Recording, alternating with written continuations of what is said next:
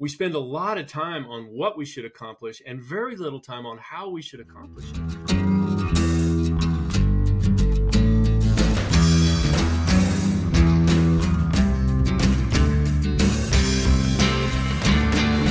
Here we are at $4 million Strategies. This is your host, Carl J. Cox. Today, we have our special guest, Jim Huling, author of The 4 Disciplines of Execution. Today's subject is, how do we have the best strategic execution methodology? Jim, tell us, what should we do to help make sure we're going to actually hit and beat what we say we're going to do from a strategic standpoint? What a great question, Carl. Thank you. There are 4 things we've got to pay a lot of attention to. So number 1, we can only be successful at doing something incredibly significant if we narrow our focus to the things that matter most. The law of diminishing returns is very real in goal setting. So if we try to hit 20 goals at a high level, we're going to miss almost all of them. But when we narrow our focus to the one that matters most, we dramatically increase the likelihood we'll do what we said we would do. Second, every goal needs to be supported by clarity around the actions that actually drive the goal. In fact, this is, in my view, the single biggest problem in all of goal setting and strategic execution. We spend a lot of time on what we should accomplish and very little time on how we should accomplish it. But the real executing happens down below the boardroom, down below the strategic plan. You know, it's a person who shows up to work every day and decides whether to give their best or not give their best. And some of that comes down to clarity of what to do. So the second thing is absolute clarity on what actions drive the greatest results. If you don't know the answer to that, you're not ready to execute. Third is, does anybody care?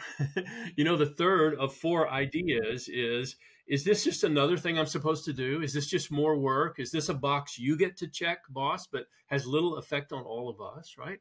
So creating some kind of a sense that we are not only working in order to have our jobs and to be fairly paid, but we're working to do something that matters, something that we're proud of, something that we'll look back on one day and say, yeah, I was on that team that had that breakthrough result, you know?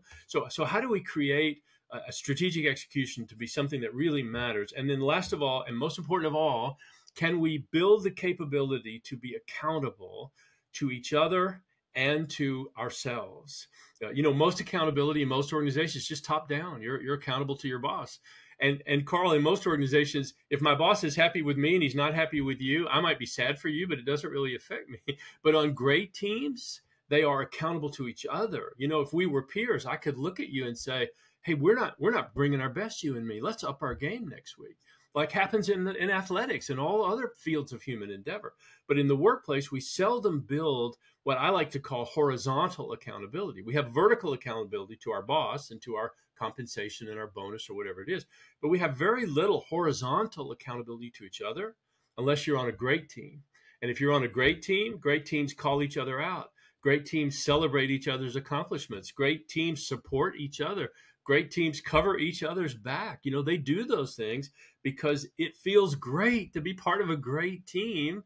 And in the end, you always end up accomplishing more. So those 4 things are the most critical for strategic execution, in my view. You mentioned on how to create teams and you want to make sure there's engagement. What is one really good, simple tip that people can use to help foster that environment? Yeah, the one biggest, most impactful thing is to make sure that every voice can be represented. You know, so many times 12 people sit in a room and design all the goals for 200,000 people in an organization. And the people who have to do the executing had no voice in that whatsoever. And the great tragedy is sometimes the people who are closest to the work understand the work in the most brilliant way that you've been in the boardroom or the executive suite so long, you may not understand it the way they do. So to create an environment where everybody feels they had an opportunity to be part of the goal setting, then when it's time to execute, they'll be able to do it with a strong sense of ownership. Jim, thank you so much for your contributions here on the $4 million Strategy today.